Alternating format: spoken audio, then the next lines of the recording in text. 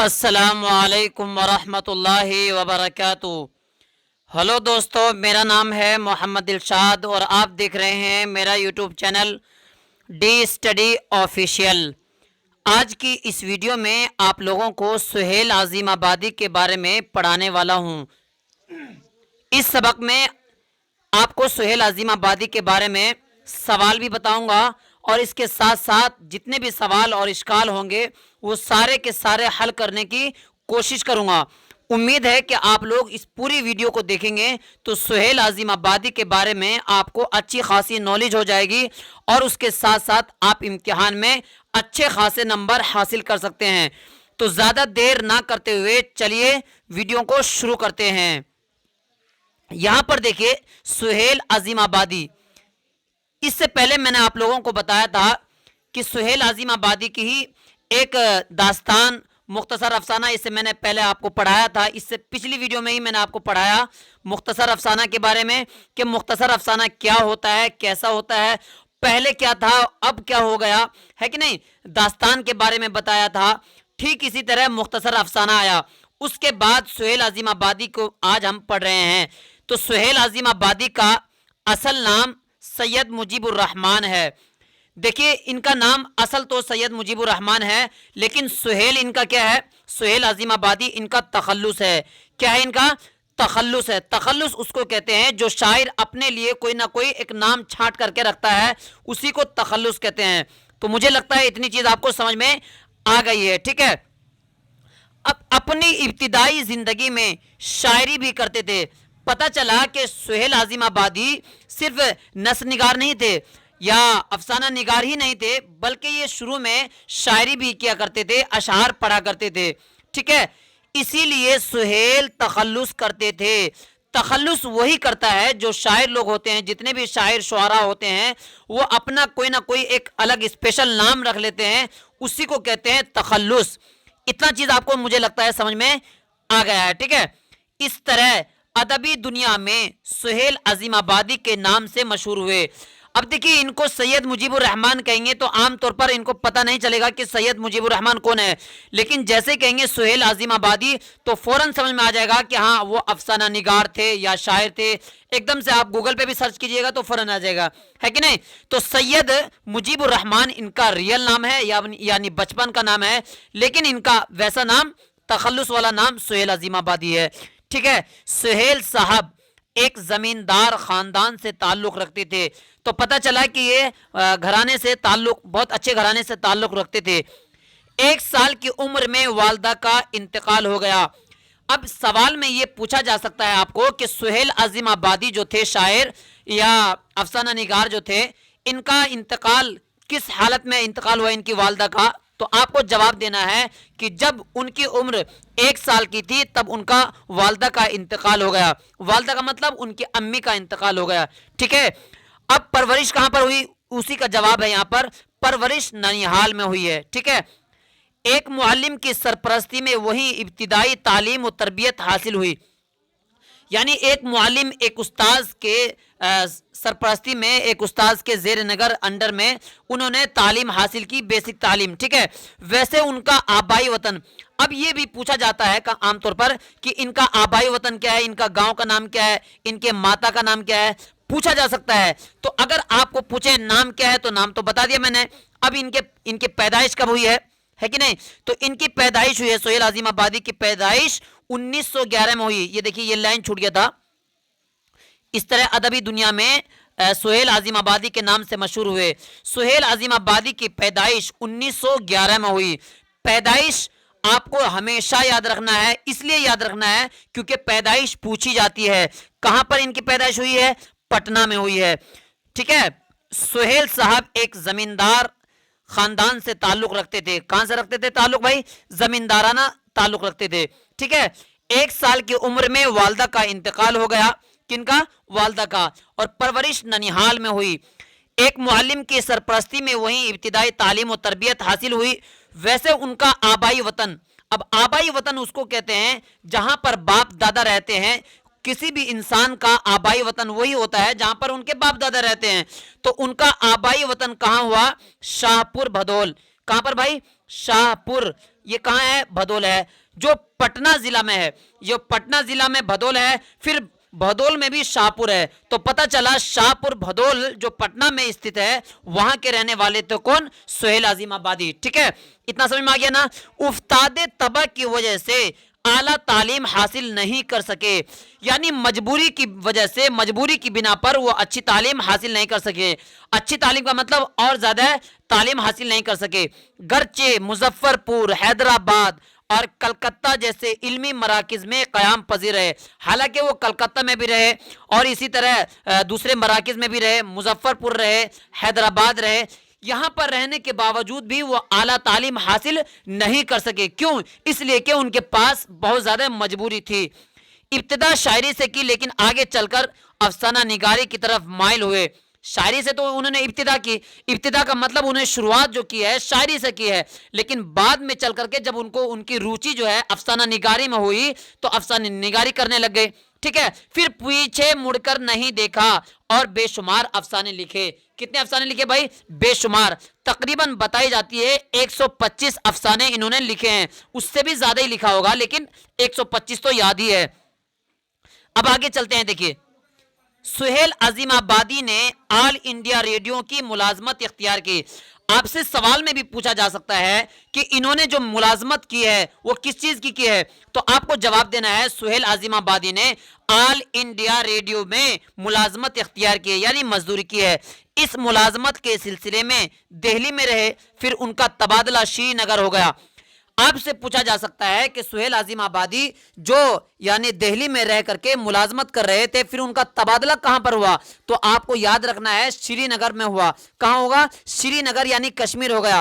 और फिर जब वहां पर तबादला हो गया तो वहां से वापस पटना आ गए। इतना समझ में आ गया ना। और मुलाजमत से इस्तीफा दे दिया। इस्तीफा मतलब होता है रिजाइन देना, त्याग पत्र देना। तो उन्होंने मुलाजमत से त्याग पत्र दे दिया।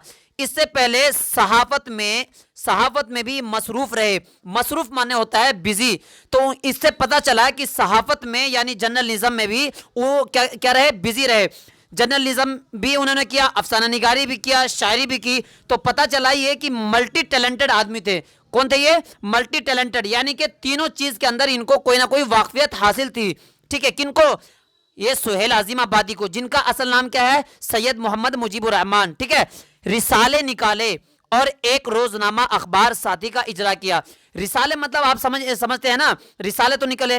और एक अखबार जिसका नाम था साथी अखबार, यानी रोजनामा जो अखबार होता है उसका ये क्या बने हैं? मोजिद भी बन गए। मोजिद कह लीजिए या इशाअत करने वाला कह लीजिए, या शुरुआत जिन्होंने किया है साथी अखबार का, ये इन्होंने ही किया था। किन्होंने? सुहेल अजीम आबादी ने। इतना समझ में आ गया ना आपको भाई? आगे चलते हैं। अब यहां देखिए, सुहेल अजीम आबादी जिंदगी भर उर्दू की तरवीज और इशाअत में मसरूफ रहे। यानी इन्होंने पूरी जिंदगी ये कोशिश की कि किसी ना किसी तरह से उर्दू में तरक्की हो जाए, किसी ना किसी तरह से उर्दू में अच्छी छाप हो जाए। ठीक है, चुनांचे उन्होंने छोटा नागपुर के इलाके में 5-7 वर्षों तक उर्दू की तरवीज और इशाअत का काम किया। छोटा नागपुर में इन्होंने क्या किया? उर्दू में तरक्की का काम किया। यानी ये फिक्र की कि किस तरह उर्दू की तरक्की हो जाए। किन्होंने फिक्र की? सुहेल अजीम आबादी ने की। ठीक है, कितना बरस? छोटा नागपुर में 5 से लेकर के 7 वर्षों तक उर्दू की इशाअत का काम किया। ठीक है, जमींदाराना माहौल से ताल्लुक और छोटा नागपुर के कयाम ने उनके अफसानों के मौज़ूआत मुतय्यन कर दिए। जब वो नागपुर में रहने लग गए तो उन्होंने उस विषय को स्पेशलिटी दे दी। यानी किसी भी फील्ड के अंदर कोई इंसान माहिर होता है तो उस महारत में वो कुछ ना कुछ वो करता है कि नहीं। तो जाहिर सी बात है, इन्होंने जब 5-6 वर्ष तक लगा दिए तो उसमें उनको और ज्यादा वाकफियत हासिल हुई, और ज्यादा उनको नॉलेज हो गया है ना। तो उन्होंने अफसानों के मौज़ूआत की तरफ ध्यान दे दिया। इतना समझ में आ गया ना। उनके अक्सर व बेशतर अफसाने जमींदारों के इस्तेहसाल के खिलाफ। अब यहां पर समझिए, इस इबारत को आपको पूछा जा सकता है कि अक्सर व बेशतर अफसाने जो थे वो किस विषय से ताल्लुक रखते थे, यानी किस सब्जेक्ट से ताल्लुक रखते थे। तो आपको जवाब देना है कि जितने भी जमींदार लोग थे जो दूसरे की जमीन हड़प लेते हैं, या मजदूर लोग होते हैं, कमजोर तबके के लोग होते हैं, उनकी जो हुकूक पामाल किया जाता था, उनके हुकूक कोई रख लेता था, उसके बारे में उनके अफसाने में बहुत अच्छी तरह से दिया गया है। ठीक है ना, इतना समझ में आ गया ना। मजदूरों और कमजोर तबकों की हुकूक जैसे मौज़ूआत से मुतालिक है। तो पता चला मजदूरों का मुतालिक और जमींदार के जो हुकूक छीन लिया जाता है वो उससे मुतालिक सारी की सारी चीज इसी में उनके अफसानों में मिलती है। तो पता चल गया ना इतना भाई। सुहेल अजीम आबादी की तख्लीकात में उनके 3 अफसानवी मजमुए, देखिए 3 अफसानवी मजमुए, मजमुए का मतलब होता है कलेक्शन। उनके जो अफसाने थे 3 अफसाने, वो आपको याद रखना है। याद रखेंगे तभी जाकर के आप कामयाब हो पाएंगे भाई। अब उनके अफसाने का नाम देखिए, 4 चेहरे। पहली बात तो आपको एक कॉपी बना लेना है। कॉपी बना करके उसमें लिखना है कि सुहेल अजीम आबादी के अफसाने इतने थे, उनका नाम ये था, वो यहाँ पर रहने वाले थे, शाहपुर भदोल के रहने वाले थे, पटना में जो वाक़ है वहां के रहने वाले थे, उनकी माता का नाम ये था। सारी की सारी इंफॉर्मेशन आपको याद रखनी पड़ेगी। याद कैसे रखेंगे? अपनी अपनी कॉपी लेकर के बैठा करें आप, ठीक है। अब इनका पहला अफसाना देखिए, देखिए ये है 4 चेहरे। 3 अफसाने थे ना इनके मशहूर, तो 4 चेहरे पहला हो गया, और दूसरा था अलाव, तीसरा क्या है? आदमी के रूप, ठीक है, और एक नाविल भी है। अब ये भी पूछा जा सकता है कि चलो उन्होंने 3 अफसाने तो लिखे, लेकिन नाविल जो उनका मशहूर नाविल हुआ उसका नाम क्या है? तो आपको जवाब देना है बेजड़ के पौधे उनका नाविल का नाम है। यहां पर देख भी लीजिए, और इसकी लिखने की प्रैक्टिस भी आपको करना है। अगर आपको उर्दू नहीं आती है, तो अगर उर्दू अभी बेसिक से ही नहीं आती है, तो आप चैनल पे जाकर के बेसिक प्ले लिस्ट में जाकर के आप वहां पर उर्दू को पहले सीख सकते हैं, उसके बाद अपना यहां पर मजबूत कर सकते हैं। इन मजमुओं के अलावा सुहेल के अफसानों की तादाद 125 तक पहुंचती है।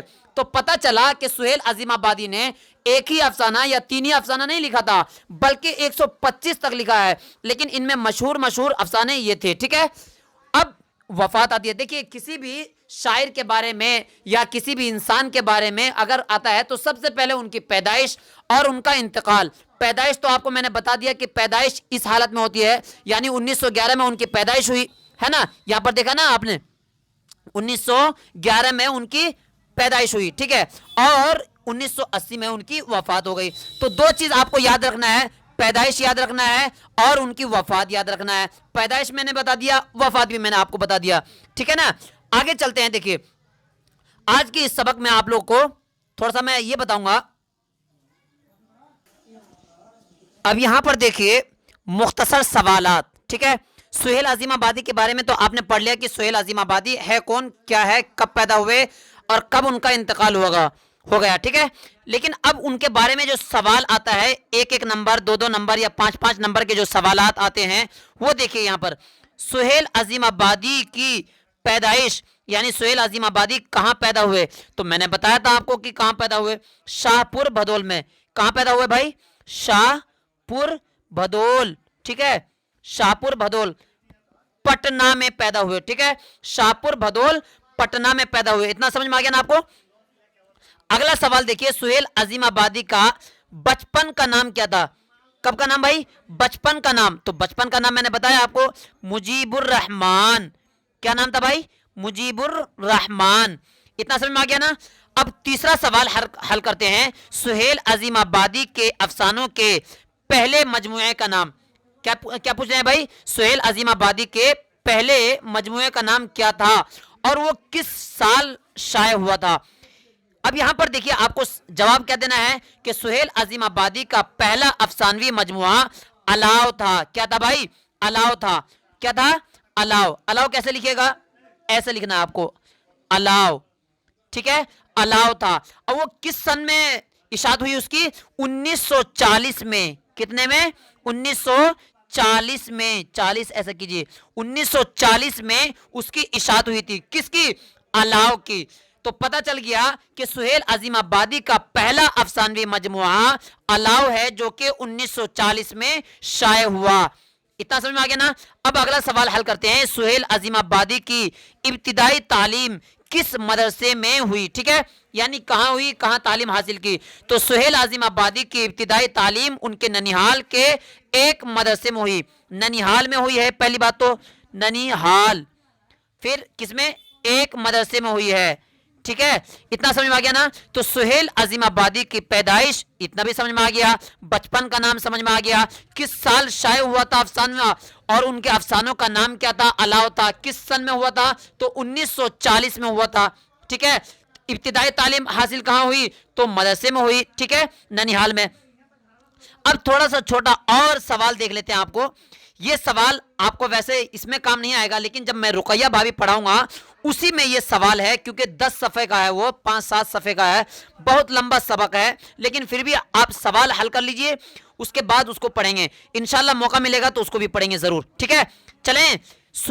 रुकैया भाभी, रुकैया भाभी के बारे में ये अफसाना है जो कि सुहेल अजीम आबादी ने लिखा है, रुकैया भाभी का सबक। ठीक है, रुकैया भाभी का सबक किसने लिखा है, ये सुहेल अजीम आबादी ने लिखा है, जिनका असल नाम सैयद मोहम्मद मुजीबुर रहमान है। अब इसमें से सवाल बहुत सारे आ सकते हैं। ठीक है, वो कौन कौन से सवाल आ सकते हैं वो आप यहां पर ध्यान दीजिए। थोड़ा सा सबक भी मैं पढ़ाऊंगा, लेकिन इसको पहले ध्यान दीजिए। रुकैया भाभी के जिस देवर का किरदार कहानी में पेश किया गया है उसका नाम क्या था, तो रुकैया भाभी के जिस देवर का नाम कहानी में पेश किया गया है उसका नाम है अख्तर। क्या नाम है भाई, अख्तर नाम है, अख्तर। ठीक है, अब आगे चलते हैं। रुकैया भाभी के शौहर को बार बार जेल क्यों जाना पड़ा, यहां पर देख रहे हैं ना, बार बार जेल क्यों जाना पड़ा। अब इसका जवाब आपको देना है, बार बार इसलिए जाना पड़ा क्योंकि उसके शौहर को सियासत का शौक था। किस चीज का शौक था भाई, सियासत का, सियासत का शौक था। ठीक है, अब जाहिर सी बात है, जो भी राजनेता होते हैं वो नेता लोग होते हैं, तो उनकी जबान से कोई ना कोई अल्फाज ऐसे निकल जाते हैं जिसकी वजह से उनको जेल जाना पड़ता है। ठीक है, इतना समझ में आ गया ना, 2 सवाल हल हो गया आपका। अब तीसरा सवाल देखिए, रुकैया भाभी किस लड़की की तालीम का खर्च खुद बर्दाश्त करती थी। अब इसका जवाब आपको देना है। तो रुकैया भाभी शम्मी नाम की एक लड़की, नाम क्या है भाई उस लड़की का, यहां पर देखिए ये शम्मी, शम्मी ऐसे बनेगा, शम्मी नाम की एक लड़की, ये तो गलत हो गया हल्का सा, ये इसको हटा दिया। हाँ, शम्मी नाम की एक लड़की का खुद खर्च बर्दाश्त करती थी। ठीक है, इतना समझ में आ गया ना। चूंकि शम्मी के घर की इक्तिसादी हालत बेहतर नहीं थी, इक्तिसादी हालत कहते हैं उनके माल जाल, यानी कि उनके माल, उनके पास इतना माल नहीं था कि वो अपना तालीम हासिल कर सके खुद। ठीक है, आगे चले ना। अब आगे आगे सवाल है, यहां पर देखिए चौथा सवाल, आप यहां पर देखिए, ये देख रहे हैं ना, रुकैया भाभी को सोने के चूड़ियों को क्यों फरोख्त करवाना पड़ा था। तो आपको इसका सवाल का जवाब देना है कि शम्मी की फीस अदा करने के लिए रुकैया भाभी को अपनी सोने की चूड़ियों को फरोख्त करवाना पड़ा था। किसकी फीस अदा करने के लिए, शम्मी की फीस अदा करने के लिए। किसकी फीस, शम्मी की फीस, यानी जो बच्ची थी वो गरीब बच्ची, उसकी फीस अदा करने के लिए रुकैया भाभी ने अपने जेवर तक के दाव लगा दिया था। तो इतना समझ में आ गया ना, इस सवाल का जवाब आपको मिल गया है ना, किसकी फीस, शम्मी की फीस। ठीक है, अब यहां पर देखिए 5वां सवाल, रुकैया भाभी को जब फुर्सत मिलती थी तो वो अपना शौक पूरा करने के लिए कौन सा काम क्या करती थी। तो इसका सवाल का जवाब आपको देना है, वो खत लिखा करती थी। क्या करती थी भाई, खत लिखा करती थी।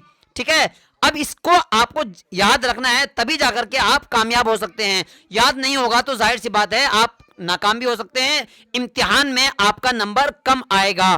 ठीक है, इतना समझ में आ गया ना भाई। अब आगे चलें या नहीं, आगे चलते हैं। ठीक है, रुकैया भाभी का सरापा कम से कम 10 जुमलों में तहरीर करे। तहरीर का मतलब होता है लिखना, यानी रुकैया भाभी के बारे में 10 सेंटेंस में कुछ ना कुछ आपको लिखना है।